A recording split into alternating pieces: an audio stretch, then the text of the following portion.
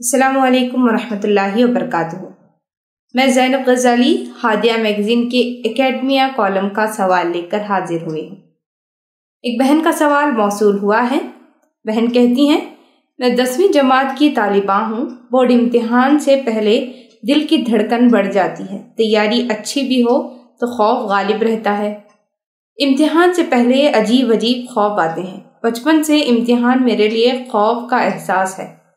برائے مہربانی اس سلسلے میں میری رہنمائی فرمائیں کہ کیسے اس پر قابو پایا جائے۔ بسم اللہ الرحمن الرحیم۔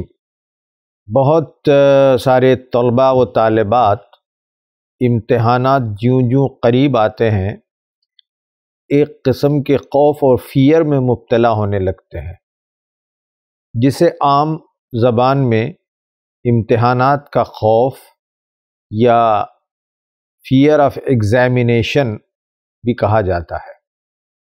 یہ خوف عام طور پر 2-3 وجوہات کی بنا پر ہوتا ہے۔ ایک بڑی وجہ جو طلباء میں دیکھی گئی ہے اس خوف کی، وہ ہے پیرنٹ کا پریشر، یعنی والدین کی طرف سے دباؤ۔ لہٰذا میرے اس جواب کو والدین بھی سننا چاہیے اور طلباء ادباً اپنے والدین کو بھی یہ جواب سنائیں۔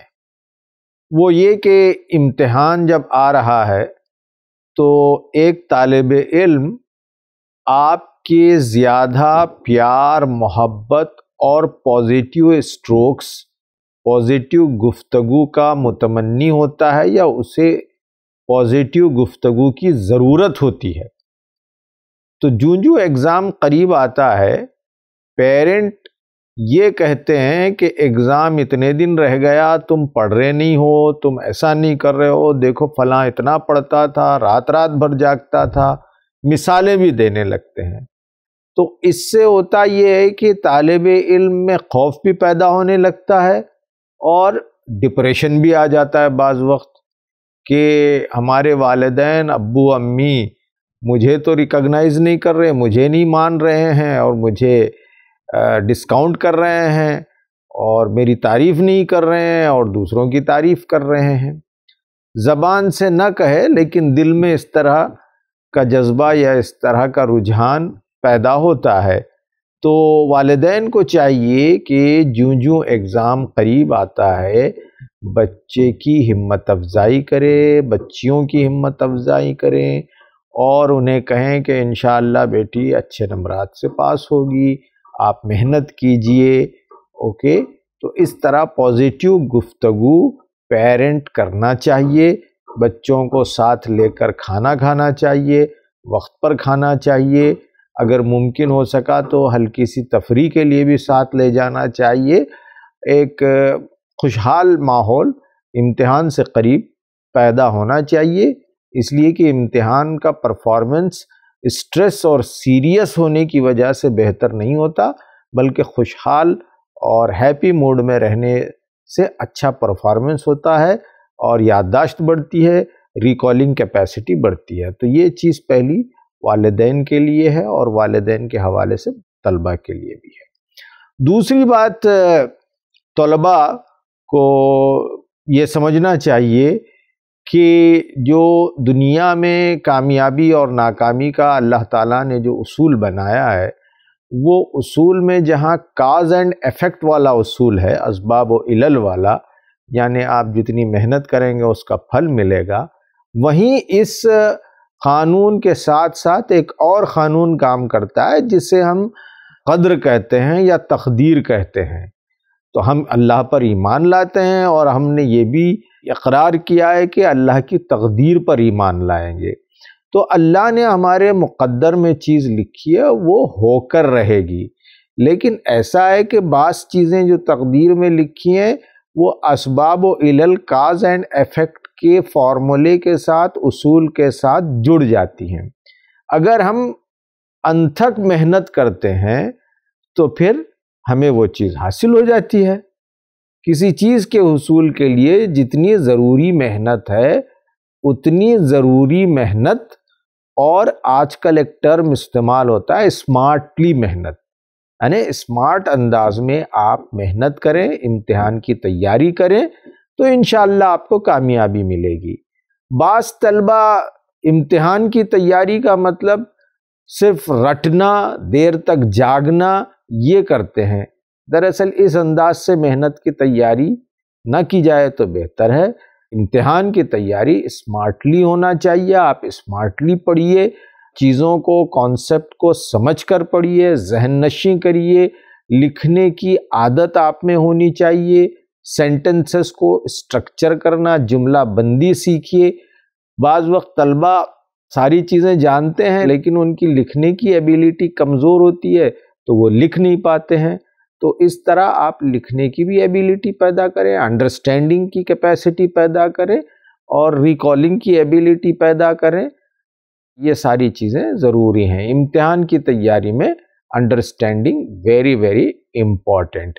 اس کے بعد ظاہری بات ہے آپ نے محنت کی، لیکن اللہ نے اگر آپ کے مقدر میں وہ چیز نہیں رکھی ہے، کامیابی نہیں رکھی ہے یا اعلیٰ درجات سے کامیابی نہیں رکھی ہے، تو آپ کو اب اللہ کے اس فیصلے کو ماننے کی سخت اور وہ ایبیلٹی بھی پیدا ہونی چاہیے۔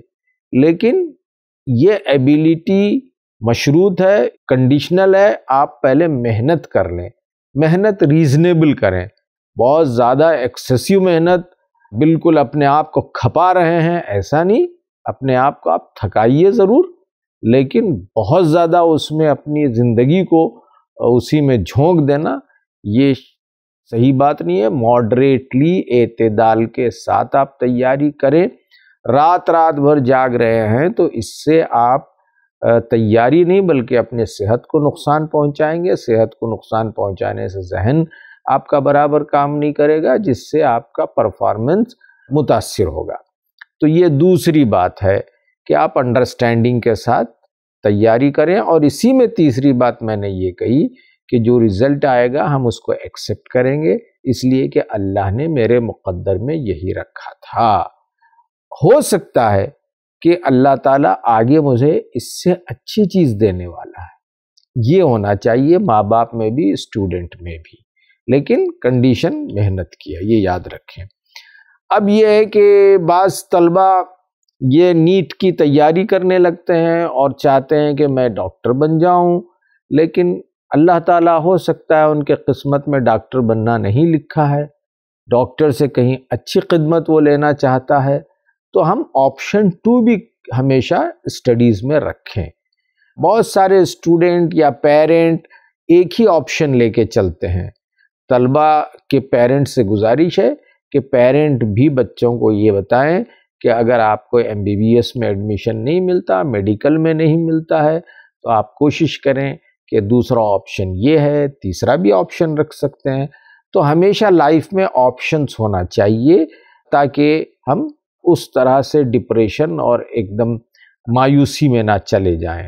اوکے، اللہ تعالیٰ ہر اسٹوڈنٹ کے اندر صلاحیتیں رکھا ہے، سب کو ڈاکٹر بننے کی صلاحیت نہیں دیتا ہے، جس کو جو صلاحیت اللہ نے دیا ہے وہ بننے کی کوشش کریں، اس کو ایکسپلور کریں۔ اوکے، یہ چوتھی چیز ہو گئی اپنے ایگزام کے اسٹریس سے بچنے کے لیے۔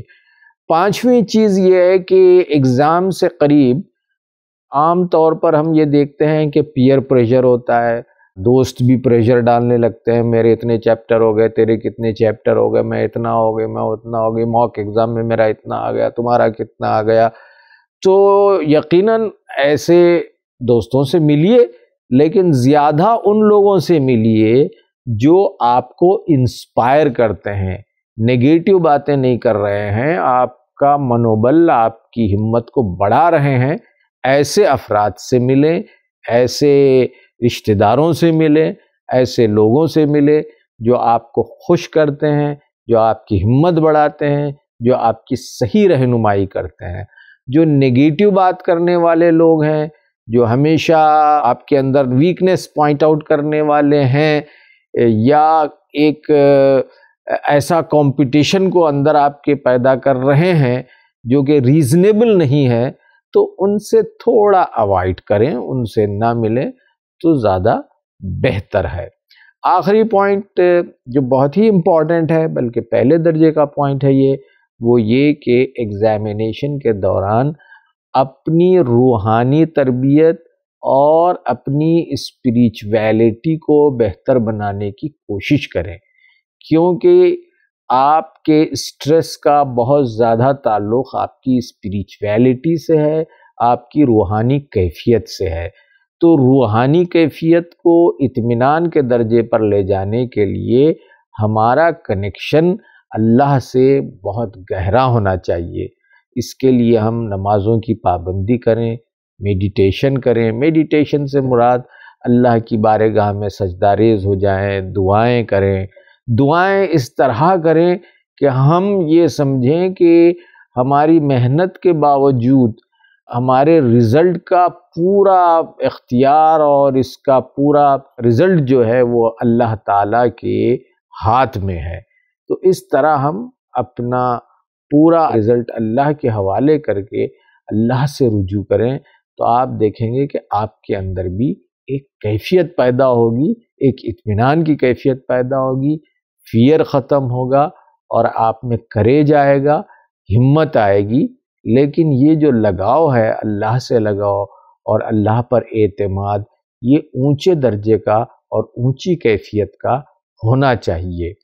آخر میں پھر میں والدین سے یہ اپیل کروں گا کہ ایگزامینیشن کے زمانے میں آپ بچوں کی نفسیاتی مدد کیجئے، انہیں نفسیاتی اسٹرانگ بنانے کی کوشش کیجئے۔